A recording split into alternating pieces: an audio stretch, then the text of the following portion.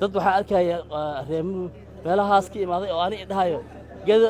maxaa ka galay raxaweenkan geda ka galay ilaahay arkay eriga jarni ah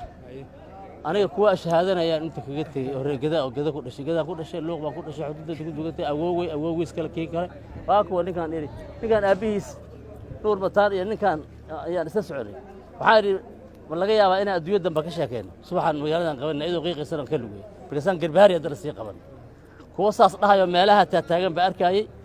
waayahay bismi illaahi raxmaan raxiim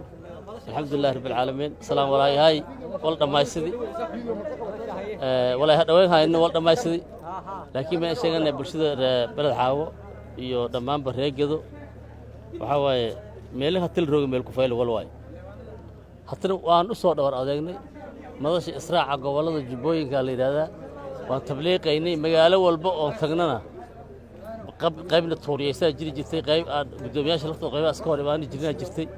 waxaa waaye laakiin taanadii bay noqotay alxamdulilah dadka meesha fiican baa loo sahamiyaa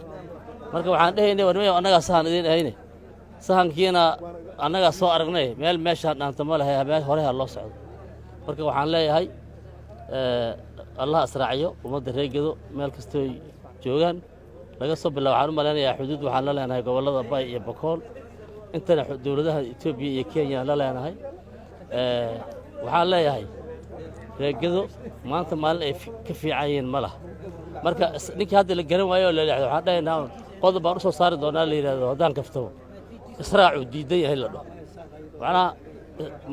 waxaa israac diid baan dhahaynaa qofkii waxoogaa la leexdo mise meelo kale ka hadlayaan aragna dad waxaa arkaya reemu meelahaas ka imaaday oo ani dhahayo geda maxaa ka galay raxaweenkan geda ka galay ilaahay arkay eriga jarni ah aniga kuwa shahaadanayaan inta kaga tagay oo geda ku dhashay luuq baan ku dhashay xuduudda ku dugatay awowey iskala keen kale waa kuwa ninkan aabihiis nuur bataan iyo ninkan ayaan isla soconay waxaa yidhi